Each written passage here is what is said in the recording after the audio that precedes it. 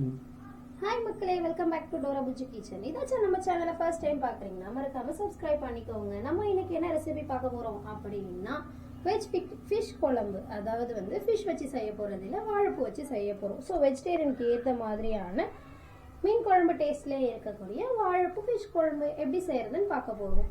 அதுக்கு முதல் என்னென்ன இன்க்ரீடியன்ஸ்லாம் தேவைன்றதை பார்த்துக்கலாம். எண்ணெய், கடுகு, சீரகம், சோம்பு, பூண்டு, கருவேப்பிலை, மிளகாத்தூள் 2 டேபிள் ஸ்பூன் ஆயில் ஆட் பண்ணிக்கலாம். நம்ம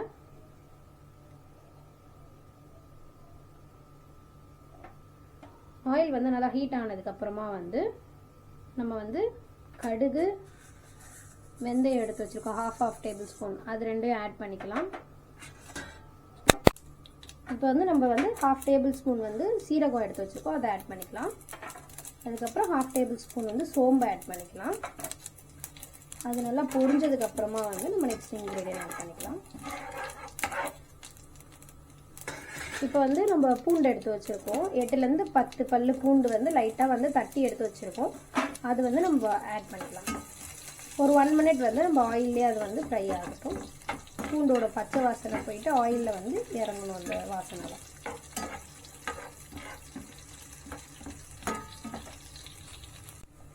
இப்போ வந்து நம்ம கருவேப்பிலை ஆட் பண்ணிக்கலாம்.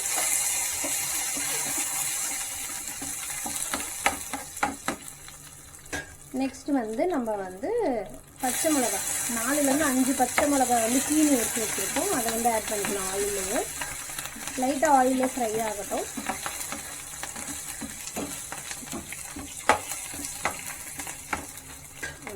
இப்போ வந்து நம்ம வந்து கட் பண்ணி எடுத்து வச்சுருக்கோம் 4 மீடியம் சைஸ் வெங்காயத்தை கட் பண்ணி எடுத்து வச்சுருக்கோம், அதை வந்து ஆட் பண்ணிக்கலாம். ஆட் பண்ணிவிட்டு அது வந்து ஆயிலில் நல்லா ஃப்ரை ஆகி கோல்டன் ப்ரௌன் ஆகட்டும்.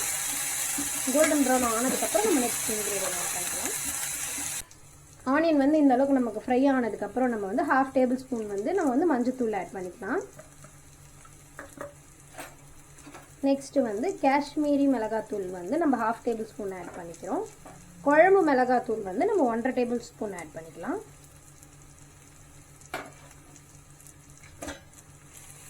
அதுவும் லைட்டாக வந்து ஆனியனோட மிக்ஸ் ஆகட்டும். அதுக்கப்புறம் நெக்ஸ்ட் இன்க்ரீடியன்ட் ஆட் பண்ணலாம். இப்போ வந்து நம்ம வந்து 1.5 டேபிள் ஸ்பூன் வந்து தனியாத்தூள் ஆட் பண்ணிக்கலாம். ஆட் பண்ணிவிட்டு லைட்டாக மிக்ஸ் பண்ணி விடலாம்.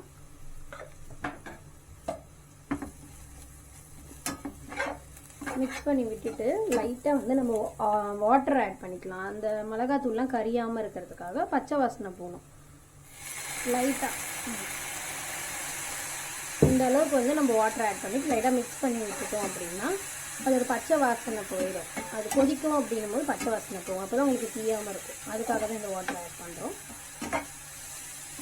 இது வந்து கொஞ்சம் இந்த பச்சை வாசனைலாம் போனதுக்கப்புறம் நம்ம கட் பண்ணி வச்சுருக்கோம்ல அந்த தக்காளி பேஸ்ட்டும் நம்ம ஆட் பண்ண போகிறோம்.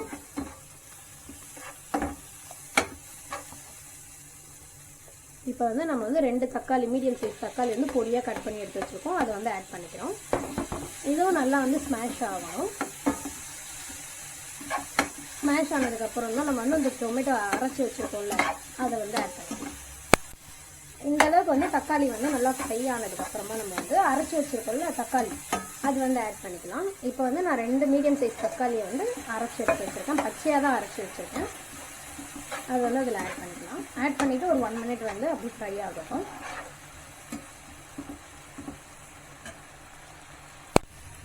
நம்ம ஆட் பண்ண தக்காளி பேஸ்ட் வந்து இந்த அளவுக்கு வந்து நல்லா வந்து மிக்ஸ் ஆகிட்டு திக்கானதுக்கப்புறமா வந்து குழம்புக்கு தேவையான அளவு நம்ம தண்ணி ஆட் பண்ணிக்கலாம். தண்ணி ஆட் பண்ணிவிட்டு நல்லா கொதிக்கட்டும். தண்ணி கொதிச்சதுக்கப்புறமா வந்து நம்ம நெக்ஸ்ட் இன்க்ரீடியன்ட் ஆட் பண்ணலாம். இப்போ நம்ம தண்ணி ஆட் பண்ணியாச்சு. நெக்ஸ்ட் வந்து 1.5 டேபிள் ஸ்பூன் வந்து உப்பு ஆட் பண்ணிக்கலாம். உப்பு ஆட் பண்ணிவிட்டு நல்லா 2 கொதி வந்ததுக்கப்புறம் நம்ம உப்பு காரம் செக் பண்ணிக்கலாம்.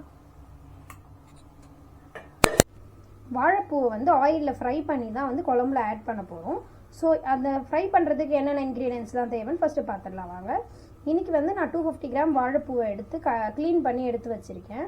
அதுக்கப்புறம் வந்து உப்பு தேவையான அளவு, காஷ்மீரி சில்லி எடுத்து வச்சுருக்கேன், மைதா மாவு எடுத்து வச்சுருக்கேன், அரிசி மாவு எடுத்து வச்சுருக்கேன், கார்ன்ஃப்ளவர் மாவு எடுத்து வச்சுருக்கேன். இதை வந்து நம்ம எப்படி மிக்ஸ் பண்ணி ஆயிலில் ஃப்ரை பண்ணுறதுன்னு பார்த்துடலாம். ஃபஸ்ட்டு வந்து மைதா மாவு எடுத்துருக்கோம், அது வந்து 1 டேபிள் ஸ்பூன் வந்து நம்ம ஆட் பண்ணிக்கலாம். 1 டேபிள் ஸ்பூன் ஆட் பண்ணிக்கலாம். நெக்ஸ்ட்டு வந்து அரிசி மாவு எடுத்துருக்கோம், அது வந்து 1.5 டேபிள் ஸ்பூன் ஆட் பண்ணிக்கலாம். அடுத்தது வந்து சோள மாவு எடுத்துருக்கோம், அதுவும் 1.5 டேபிள் ஸ்பூன் ஆட் பண்ணிக்கலாம். அதுக்கப்புறம் வந்து உப்பு ஆட் பண்ணிக்கலாம், தேவையான அளவு உப்பு. காஷ்மீரி சில்லி எடுத்து வச்சுருக்கோம், அது வந்து 1 டேபிள் ஸ்பூன் ஆட் பண்ணிக்கலாம். இந்த அளவுக்கு நல்லா மிக்ஸ் பண்ணதுக்கப்புறம் நம்ம க்ளீன் பண்ணி வச்சுருக்க வாழைப்பூவை வந்து நம்ம ஆட் பண்ணிடலாம். வாழைப்பூ ஆட் பண்ணிவிட்டு மிக்ஸ் பண்ணிவிட்டு அதுக்கப்புறம் லைட்டாக தண்ணி தெளிச்சிக்கலாம் நம்ம அது மேலே.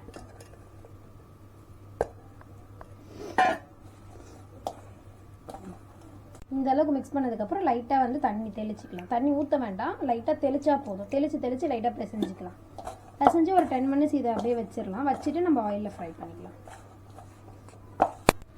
இந்த அளவுக்கு வந்து மிக்ஸ் பண்ணி வச்சுட்டு ஒரு 10 மினிட்ஸ் வந்து நம்ம ஊற வச்சிடலாம். அதுக்கப்புறம் நம்ம வந்து ஆயிலில் ஃப்ரை பண்ணிக்கலாம். நம்ம ஆட் பண்ண தண்ணி வந்து இந்த அளவுக்கு கொதிச்சு லைட்டாக வந்து திக்கானதுக்கப்புறமா நம்ம வந்து உப்பு காரம் பார்த்துடலாம். பார்த்துட்டு உப்பு காரம் கம்மியாக இருந்துச்சு அப்படின்னா நம்ம வந்து ஆட் பண்ணிக்கலாம்.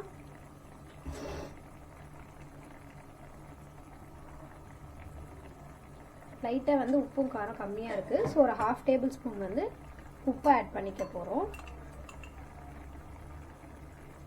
அதுக்கப்புறம் ஒரு 1/2 டேபிள் ஸ்பூன் வந்து குழம்பு மிளகாத்தூள் வந்து ஆட் பண்ணிக்க போகிறோம். ஆட் பண்ணிவிட்டு மிக்ஸ் பண்ணி ஒரு 1 மினிட் வந்து அது கொதிக்கட்டும். கொதிச்சதுக்கப்புறமா வந்து நம்ம புளி எடுத்து வச்சுருக்கோம்ல, புளி தண்ணி, அது வந்து நம்ம ஆட் பண்ணிக்கலாம். இந்த அளவுக்கு கொதிச்சதுக்கப்புறமா நம்ம வந்து எலுமிச்சை பழ சைஸில் வந்து புளி எடுத்து ஊற வச்சு தனியாக திப்பி எடுத்து தண்ணி எடுத்து வச்சுருக்கோம், அது வந்து இப்போ நம்ம ஆட் பண்ண போகிறோம். ஆட் பண்ணிவிட்டு புளி தண்ணி வந்து நல்லா கொதிக்கட்டும். கொதிச்சதுக்கப்புறமா நம்ம வந்து வாழைப்பூவை வந்து ஆட் பண்ணிக்கலாம். இன்றைக்கி வந்து வாழைப்பூவை வந்து நம்ம வந்து மசாலாலாம் போட்டு ஆயிலில் ஃப்ரை பண்ணி அதுக்கப்புறம் இதில் ஆட் பண்ண போகிறோம். ஸோ அந்த மசாலாலாம் எப்படி செய்கிறது அப்படின்றத பார்த்துடலாம் வாங்க. இப்போ வந்து நம்ம அந்த வாழைப்பூவை பொரிக்கிறதுக்காக வந்து நம்ம ஒரு கடாய் வச்சு அதில் வந்து ஆயில் ஆட் பண்ணிக்கலாம். பொரிக்கிற அளவுக்கு ஆயில் ஆட் பண்ணிக்கலாம். ஆட் பண்ணிவிட்டு ஆயில் ஹீட் ஆனதுக்கப்புறமா நம்ம வந்து ஊற வச்சுருக்க வாழைப்பூவை வந்து பொரிச்சு எடுத்துடலாம். இந்த அளவுக்கு ஆயில் ஹீட் ஆனதுக்கப்புறமா வந்து நம்ம வாழைப்பூ போட்டுடலாம். இப்போ வந்து பக்கோடா மாதிரி நம்ம வந்து உதிரி உதிரியாக வந்து நம்ம ஆட் பண்ண போகிறோம்.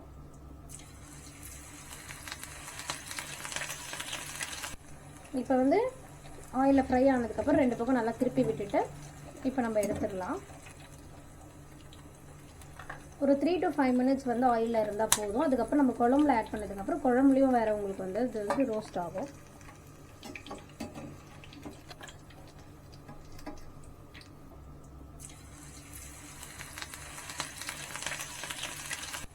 இப்போ வந்து ஆயிலில் ஃப்ரை ஆனதுக்கப்புறம் 2 பக்கம் நல்லா திருப்பி விட்டுட்டு இப்போ நம்ம எடுத்துடலாம்.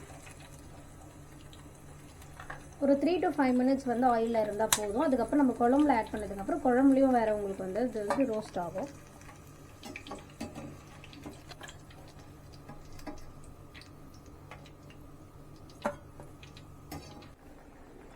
நம்ம ஊற்றின புளி வந்து இந்த அளவுக்கு நல்லா கொதிச்சு குழம்பு கொஞ்சம் திக்கானதுக்கப்புறமா வந்து 1/4 கப் வந்து நான் வந்து தேங்காய் பால் எடுத்து வச்சுருக்கேன். 1/4 மூடி தேங்காவை அரைச்சி பால் மட்டும் தனியாக எடுத்து வச்சுருக்கேன்.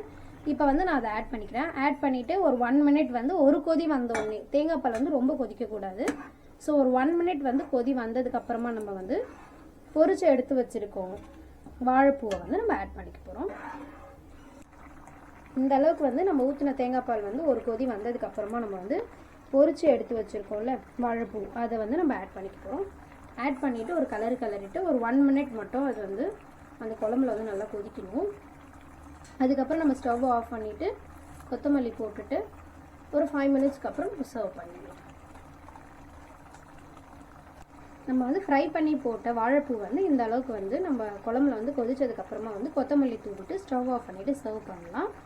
சூப்பரான சிம்பிளான வாழைப்பூ மீன் குழம்பு ரெடி ஆயாச்சு. பார்க்க நெத்திலி மீன் மாதிரியே இருக்குது பார்த்தீங்களா, நெத்திலி மீன் குழம்பு மாதிரியே இருக்குது. ஆனால் இது வந்து வாழைப்பூ வச்சு நம்ம செஞ்ச வெஜ் மீன் குழம்பு. கண்டிப்பாக வீட்டில் ட்ரை பண்ணி பாருங்கள். எங்கள் வீட்டில் இப்போ நான் சர்வ் பண்ணுறேன், என்ன சொல்கிறாங்கன்னு பார்க்கலாம் வாங்க. பாருங்களேன், பார்க்க அப்படியே வந்து நெத்திலி மீன் குழம்பு மாதிரியே இருக்குது. நெத்திலி மீன் திக்கான குழம்பு தொக்கு மாதிரியே இருக்குது பார்த்தீங்களா.